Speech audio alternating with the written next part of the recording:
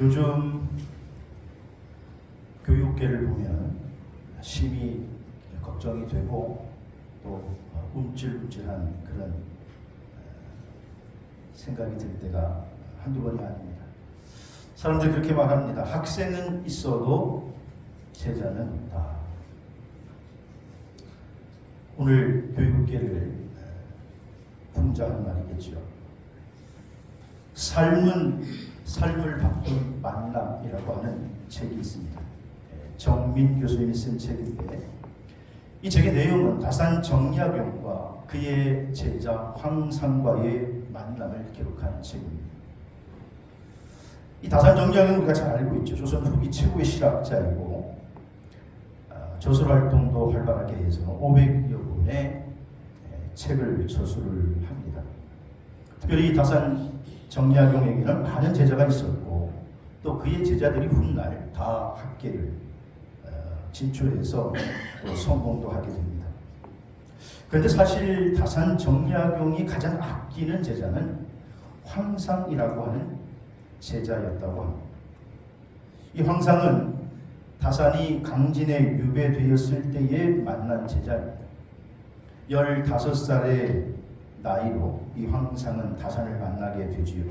그리고 다산 정약용을 스승으로 만난 이후에 그의 삶은 완전히 바뀌었고 일평생 그의 가르침을 따라 살았다고 합니다. 다산 정약용은 특별히 황상에게 애정이 많아서 그를 이제 떠나게 됐을 때에도 삼근계라고 하는 것을 써주었는데 삼근계라고 하는 말은 이런 뜻이라고 합니다. 부지런하고 부지런하고 부지런해라 그런 뜻입니다. 이 황상은 나이 70이 넘을 때까지 다산 정약용 스승께서 남겨주신 글을 매일 만지면서 또 그 뜻대로 살려고 노력했다고 하죠. 나중에는 종이가 너덜너덜하게 되었을 때에 더 이상 그 글자조차 알아보기 어려웠을 때에 그 모습을 본 다산의 아들 학연이 다시 글을 써주었다고 합니다. 황상은 스승의 가르침을 따라서 죽는 날까지 책을 손에서 놓지 않고 그리고 늘 스승의 가르침대로 부지런히 살았다고 합니다.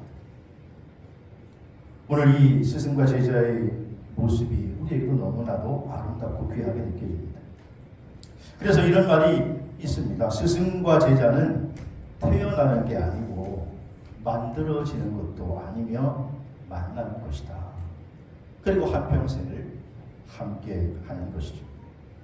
요즘 우리 현대사회에 선생도 있고 학생도 있는데 스승과 제자는 없다. 이렇게들 한탄하고 있습니다.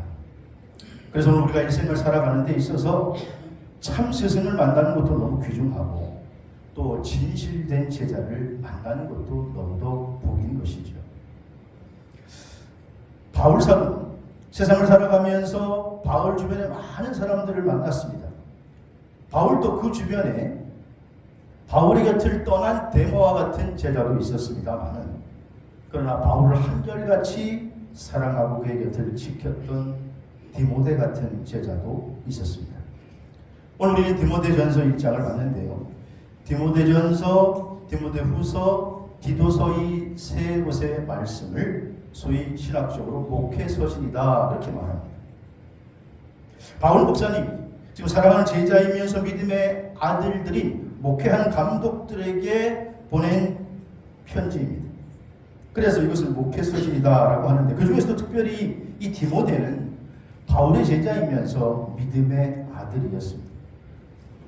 디모데가 바울을 만났을 때가 바울이 1차 전도 여행을 했을 때라고 전해집니다. 그때 바울의 가르침을 받고 바울을 통해서 복음을 듣고 일평생 복음을 위해 헌신하기로 했는데 바울이 그래서 디모데에게 보낸 첫 번째 편지 디모데 전서를 쓸 때의 배경은 사실 바울이 지금 로마 감옥 안에 1차로 구금되어 있다가 잠시 석방이 되었을 때에 쓴 편지다. 성서학자들은 그렇게 증언하고 있습니다. 그러니까 이 편지를 디모데가 받았을 때에 디모데는 바울이 개척한 에베소 교회의 목사, 감독이었습니다. 그래서 바울은 지금 자기의 삶의 마지막을 달려가면서 자기의 사랑하는 제자요 믿음의 아들인 디모데를 향하여 바울의 권면과 명령이 담겨있는 말씀의 내용이 디모데전서입니다. 오늘 본문에서 바울은 디모데를 가리켜서 특별히 이렇게 호칭하죠. 아들 디모데야. 아들 디모데야. 이렇게 호칭을 합니다. 여기서 아들이라고 하는 말은 헬라의 원어상의 의미로는 어린아이라고 하는 뜻입니다. 특별히 아주 정감이 많이 담겨있는 그러한 표현으로 사랑하는 자녀를 부를 때 당시에 썼던 그런 단어가 바로 여기서 아들이라고 하는 단어라고 합니다. 요즘 여러분들은 자녀들을 부를 때 어떻게 부르시나요? 아들, 딸 아니면 이름을 부르시나요? 저는 부담스럽게도 아버님으로부터 이야기를 들을 때 위대한 아들 이런 호칭을 들었습니다. 그래서 저도 제 아들이 부담스러우라고 위대한 아들이라고 부르곤 합니다. 할아버지 할머니들이 우리 손주를 안을 때 어떻게 부르지요? 아이고 내 새끼, 아이고 내 새끼, 아이고 내 새끼 그러잖아요. 그런데 사실 그런 애칭스러운 표현이 지금 여기에서 이 아들이라고 하는 헬라어 원어의 표현이에요. 바울은 지금 디모데에게 편지를 보내면서 아우 내 아들 디모데야, 내 아들 디모데야 이렇게 사랑스러운 표현을 하고 있는 것이죠. 물론 바울이 지금 결혼해서 디모데를 낳은 건 아닙니다. 그는 믿음의 아들이고 믿음의 제자인 것이죠. 그런데 바울은 이런 디모데가 정말 목회를 잘했으면 좋겠고 많은 사람의 사랑을 받았으면 좋겠고 그래서 자신의 믿음의 아들 디모데에게 이런 기대감을 가지고 그를 사랑하는 마음으로 아들 디모데야 이렇게 부르는 것이죠. 사랑하시는 성도 여러분, 어쩌면 오늘 이 시대를 살아가는 우리는 하나님께 사랑받는 아들인 줄로 믿습니다. 아들이라고 말하면 안 되니까 사랑받는 딸인 줄로 믿습니다. 그래서 성경은 우리 성도들을 향해서 존귀한 자, 우리는 하나님 보시기에 두고 보기에도 가까운 존재다, 그렇게 말하고 있습니다. 한번 자기 자신을 이렇게 손을 가슴에 두고 나는 따라해보세요. 나는 두고 보기에도 아까운 존재입니다. 하나님이 우리를 그렇게 생각하시는 줄로 믿으시기 바랍니다. 그러면 오늘 아들 디모데야라고 하는 이 음성은 오늘 옛날 사도 바울이 자신의 제자인 그냥 디모데를 지금 부르는 그런 음성으로 들으면 안 됩니다. 오늘 이 시대를 살아가고 있는 나, 하나님의 자녀인 나를 향하여 하나님께서 사랑하는 음성으로 나를 부르시는 걸로 들으시고 오늘 제가 지금 하는 말씀이 라바의 음성으로 들려지게 되기를 주의 이름으로 축복합니다. 오늘 바울은 자신의 제자 디모데에게 아들 디모데야 그렇게 말하면서 첫째로 그 디모데에게 이렇게 권면합니다. 말씀을 따라 살아라. 오늘 18절 말씀에 전에 너를 지도한 예언을 따라 그것으로 선한 싸움을 싸우며. 바울은 디모데에게 지금 편지하면서 아들 디모데야 그렇게 부르는데 사실 디모데는 지금 가까이 있는 게 아니거든요. 멀리 떨어져 있습니다. 멀리 떨어져 있습니다만은 그러나 바울이 예전에 디모데를 만났을 때 그 지도했던 것이 있지 않느냐, 내가 너를 가르쳐준 거 그거 너 기억하지 않느냐, 그 예언의 말씀, 그 말씀을 따라 살라는 것입니다. 사랑하시는 성도 여러분, 오늘 우리의 믿음의 생활 표준과 기준은 내 경험이 아니고 내 지식이 아니고 우리의 믿음 생활의 영원한 기준은 하나님의 말씀인 줄로 믿으시길 바랍니다. 그러므로 성도들의 믿음 생활은 하나님의 말씀에 따라 살아가는 삶, 하나님의 말씀에 순종하는 삶이 성도의 믿음 생활인 줄로 믿습니다. 믿음의 사람 여호수아가 요단강 앞에서 큰 짐을 지고 두려움에 떨고 있습니다. 왜냐? 그동안 자기는 그냥 자기의 스승이 하는 대로만 따라가면 됐는데 이제 40년 동안 섬기고 따랐던 스승은 모세는 하나님께서 데려가 버리고 말았습니다. 그리고 자기 앞에는 요단강이 흐르고 있고 그 강 너머에는 자기가 자기의 민족을 데리고 정복해야 할 가나안 정복 전쟁이 기다리고 있습니다. 정보에 의하면 그 가나안 땅의 첫 번째 관문 여리고성은 초롱성으로 알려져 있어서 무너지기가 쉽지가 않습니다. 저 성을 넘기가 너무너무 어렵습니다. 그래서 지금 여호수아는 하나님 앞에 두려워 떨고 있을 때 그때 하나님께서 여호수아를 찾아오셔서 말씀하시기를 여호수아 1장 7절에 이렇게 말씀하십니다. 오직 강하고 극히 담대하여 나의 종 모세가 내게 명령한 그 율법을 다 지켜 행하고 우로나 좌우로나 치우치지 말라. 그리하면 어디로 가든지 형통하리라.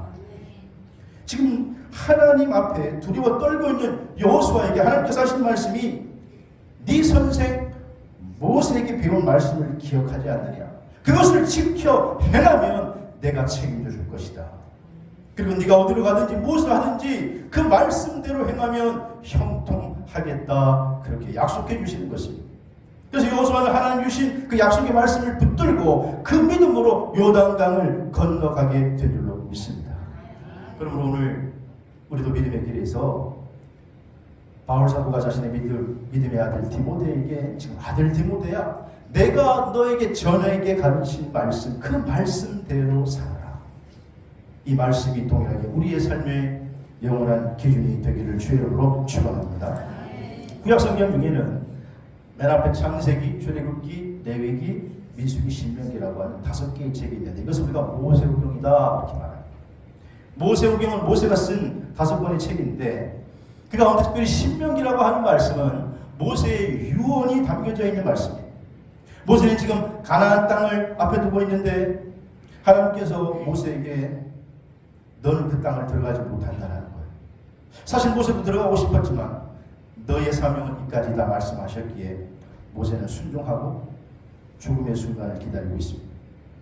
그러나 모세는 이제 자기가 없는 이스라엘 백성들 광야 같은 세상에 홀로 남겨줄 그들을 바라보면서 정말 그들이 잘 되기를 바라는 간절한 마음으로 그들에게 하나님의 말씀을 전하는 것이 신명기의 말씀입니다.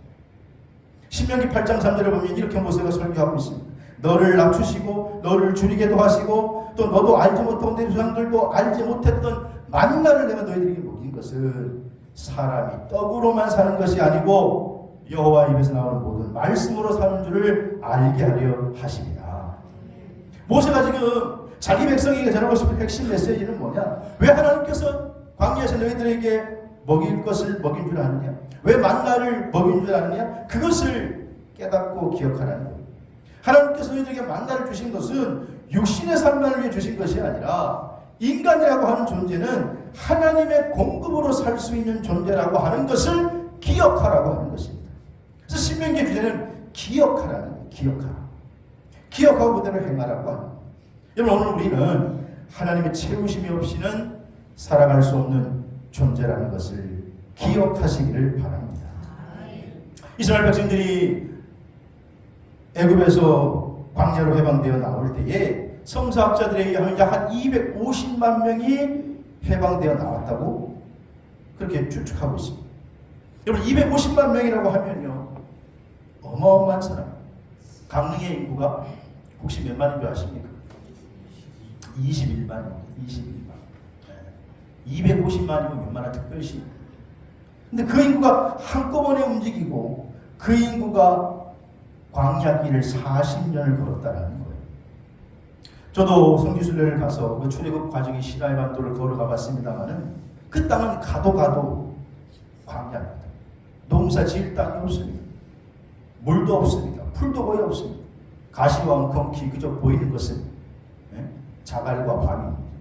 그런데 거기에서 250만 명이 40년을 죽지 않고 살았다? 어떻게 살 수 있었을까? 지금처럼 곡식을 수입해서 그런 것도 아니고 매일 아침마다 일어나면 하나님께서 그 광야에 이스라엘 백성들에게 만나를 뿌려놓으셔서 그 만나를 거두어다 빵을 만들어 먹고 그리고는 살아갈 수 있었다라는 거예요. 그렇게 40년을 만나와 매출하기로 살아가게 된 거예요. 무슨 말입니까? 성경은 그것을 통해서 오늘 인간이라고 하는 것은 하나님의 은혜 없이는 살아갈 수 없는 존재라고 하는 것이죠. 그리고 가나안 땅 입성 뒤에는 만나는 그쳤지만 그러나 매일 그들에게 하나님의 만나를 말씀을 영적으로 공급해 주신 줄로 믿습니다. 오늘 거룩하고 복된 날 여러분 주일 예배에 나오셨는데 우리가 예배 나오는 목적이 뭐예요? 하나님께 영광을 돌리기 위해서, 하나님께 기도 드리기 위해서, 하나님께 찬양을 올리기 위해서, 하나님께 예물을 올려드리기 위해서 다 맞죠. 하지만 중요한 시간이 있는데 오늘 하나님이 주일마다 말씀으로 우리를 채워주시는 줄로 믿으시기를 바랍니다.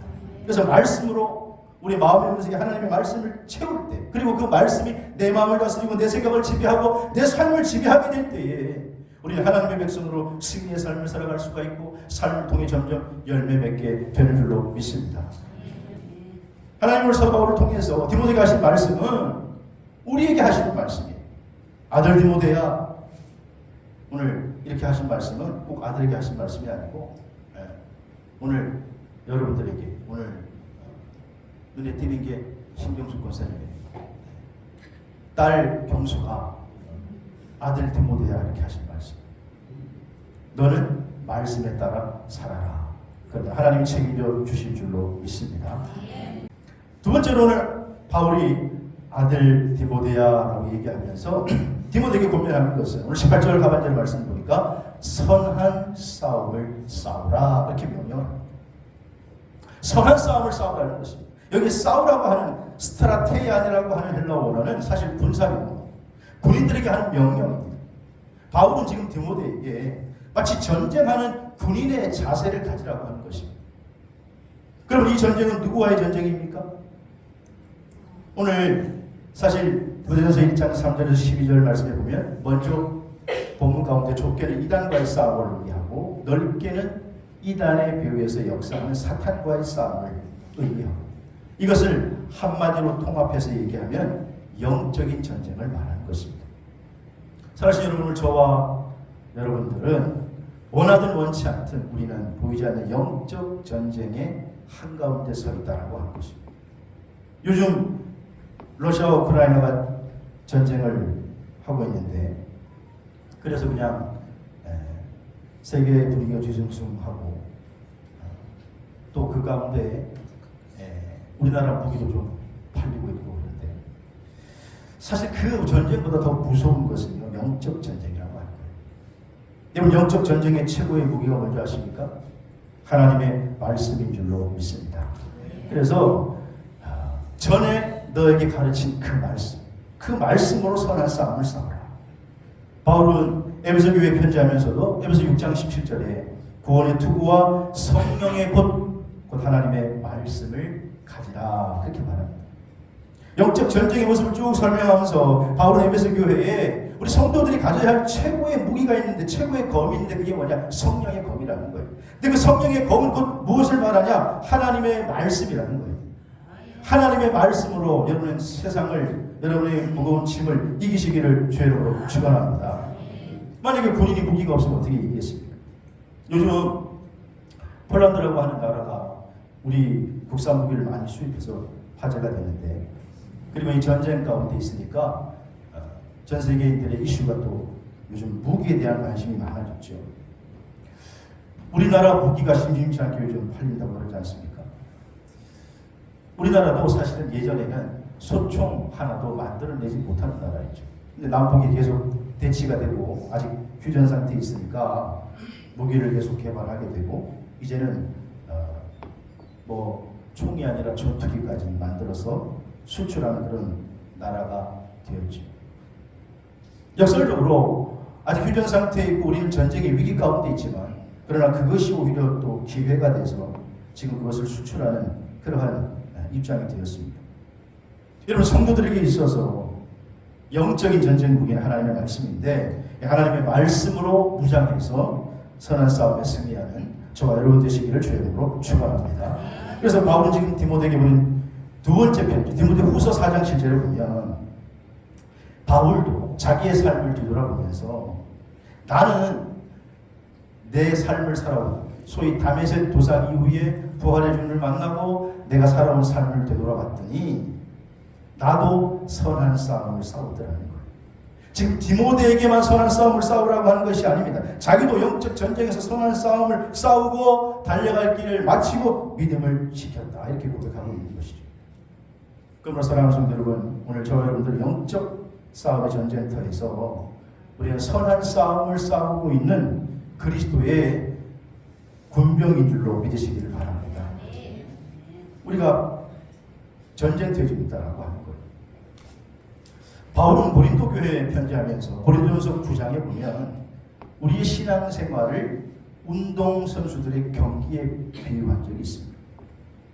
요즘 한참 아시안 게임이 진행되고 있는데 이런 운동 선수들의 그 경기 보시죠. 땀 흘리면서 경기하는. 그래서 바울은 우리의 신앙생활이 운동장에서 지금 경기하는 선수들과 같은데 그 운동장은 스타디오라고 하는 단어를 썼는데 이 말은 오늘날 스타디오, 큰 경기장이라는 뜻이에요. 바울 당시에도 로마에서 스타디움에서 여름마다 큰 경기가 열렸습니다. 그리고 여기에서 우승을 하거나 여기에서 성적을 거두면 요즘 뭐 유명 배우들이나 유명 스포츠맨들처럼 그들의 명성과는 비교가 안 될 정도로 그때 당시에 대단한 명성을 얻게 되었습니다. 그래서 당시에 젊은이들이 그 명성을 얻기 위해서 그 경기에 출전하고 끊임없이 노력을 하고 있습니다.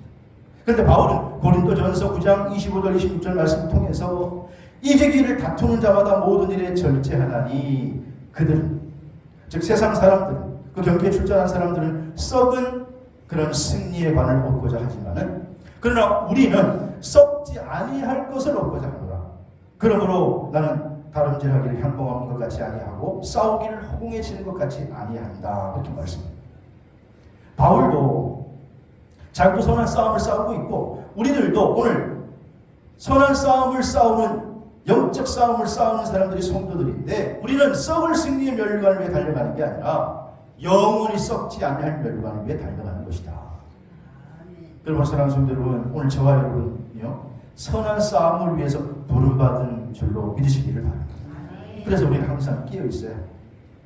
사도 베드로도 그래서 나중에 자신의 경험을 바탕으로 베드로전서 5장 8절에 근신하라 깨어라 너희 원수가 너희를 삼키려 우는 사자와 같이 돌다니며 삼킬 자를 찾는다고 말하지 않았습니까?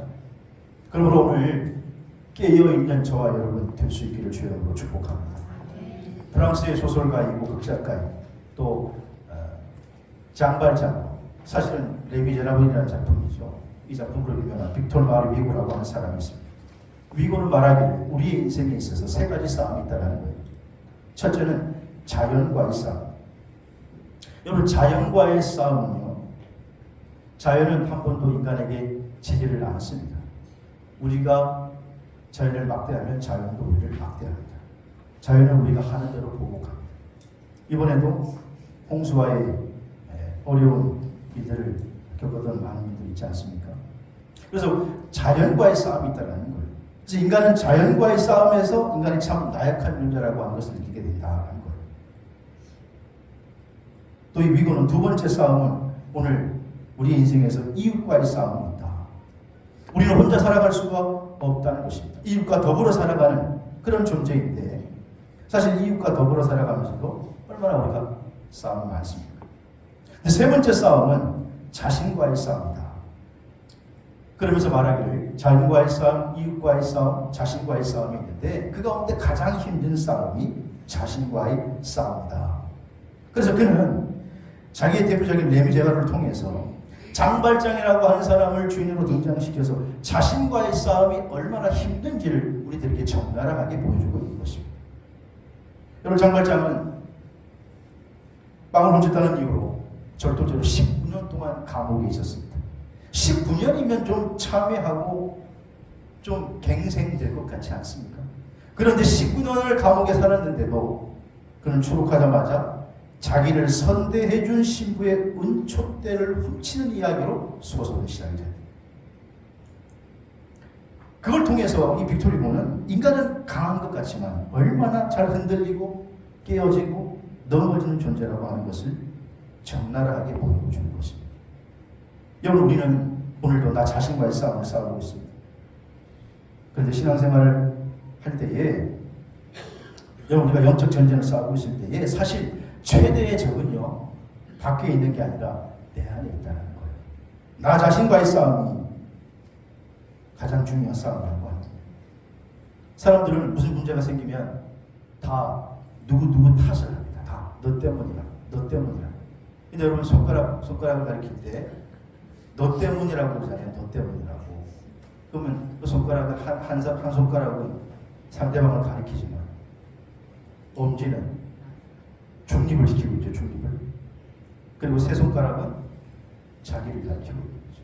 사실 너 때문이라고 이야기하지만 그 표현 자체가 나 때문이라고, 너 때문이라고, 그렇게 말하고 있는 것이죠.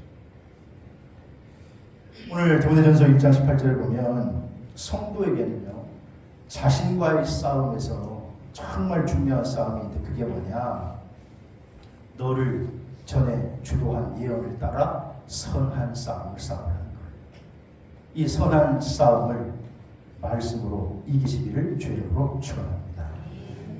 여러분 명절 기간에 가족들을 만났을 텐데 오랜만에 만나면 서로 반갑고 기쁘죠. 서로 돈독하게 정을 나누죠. 근데 그것도 조금 시간이 지나면 어떻게 해요? 또 가끔 뉴스나 매스컴에서 보게 되면 가족 모임 가운데도 서로 싸우고 다투고 심지어는 살인사건도 일어나게 됩니다. 우리가 기억해야 할 것은 가족이나 공동체의 모임에서 어떤 모임에 있어 옳고 그름으로 자꾸 판단하려고 하면요, 누군가를 지적하게 되고 정죄하게 됩니다. 그러니까 옳고 그름으로 판단하지 말고 화평이라고 하는 잣대를 가지고 여러분 하나님의 말씀으로 하나님 앞에 화평케 하는 자가 되기를 주의 이름으로 축원합니다. 이게 화평이라는 잣대를 갖다 대지 않으면 너는 옳고 나는 옳고 너는 틀리고 이렇게 말하기 시작하면 그러면 반드시 싸우게 돼요. 그래서 우리 주님께서도 팔복을 말씀하시면서 화평케 하는 자가 복이 있나니 그런 사람이 하나님의 아들이라 일컬음을 얻을 것이다. 그렇게 얘기했습니다. 오늘 바울이 디모데에게 내가 가르친 그것 있지 않느냐 그 말씀으로 선한 싸움을 싸워라. 선한 싸움을 승리하는 저와 여러분 되시기를 주님으로 축원합니다. 마지막 세 번째로는요, 오늘 아들 디모데에게는 믿음과 착한 양심을 가지라는 거예요. 오늘 보면 19절에 보시면 믿음과 착한 양심을 가지라 그렇게 말하고 있습니다. 믿음에 대해서는 더 이상 말씀드리지 않겠습니다. 믿음에 관해서는 교회에서 너무나 많이 말씀하고 있습니다. 근데 이 양심에 관해서 오늘날 여러분 양심을 잃어버린 자들이 너무 많아요. 양심을 일반 사전에서 어떻게 정의하나 봤더니 자기의 행위에 대해서 옳고 그름과 선과 악의 판단을 내리는 도덕적 의식 이렇게 정의가 되어 있습니다. 양심에 대해서 굳이 설명하지 않아도 다 우리가 양심대로 살자, 양심대로 해야지 그렇게 살아가고 있잖아요. 그런데 그 양심이 문제는 어떤 양심이냐라고 하는 것입니다. 여러분 도둑들도 남의 물건을 훔치고 서로 이렇게 나눌 때 이렇게 얘기한답니다. 야, 양심대로 해. 양심대로. 그러니까 도둑이 가지고 있는 양심도 있는데 그게 무슨 양심이냐는 것이죠. 오늘 본문에 그래서 바울은 믿음과 무슨 양심을 가져라? 착한 양심을 가져라. 착한 양심. 19절 말씀을 다시 보시면 믿음과 착한 양심을 가져라. 굳이 착한 양심이라고 표현하는 것은 나쁜 양심도 있다는 거예요. 여러분 착한 양심이란 뭘까요? 착한 양심이란 하나님의 말씀과 성령의 다스림을 받은 양심, 성령의 지배를 받은 양심이 착한 양심인 줄로 믿습니다. 오늘 주일예배 참석한 여러분, 양심이 마비되지 않기를 주일으로 축원합니다. 성경은요, 양심이 마비되어 있을 때에 그것을 화인 맞은 양심이다 그렇게 표현해요. 누가복음 11장에 보면 악한 의도로 표적을 구하는 자들에게 예수님께서 진정한 표적이 무엇인지를 말씀하시면서 그들의 믿음 없음을 보시고 너희들은 악한 세대야, 패역한 세대야 그렇게 말씀하세요. 그리고 예수님께서 이렇게 그들에게 말씀하십니다. 누가복음 11장 34절 35절을 보니까 같이 읽어볼까요? 시작. 내 몸의 등불은 눈이라. 내 몸이 성하면 온몸이 밝을 것이고 만일 나쁘면 내 몸도 어두우리라. 그러므로 내 속에 있는 빛이 어둡지 아니한가? 예수님은 영혼의 창이 눈이 성해야 온 몸이 밝아질 수가 있고 사람의 마음속에 있는 양심이 깨끗해야 그 사람의 삶이 깨끗해질 수 있다는 것입니다.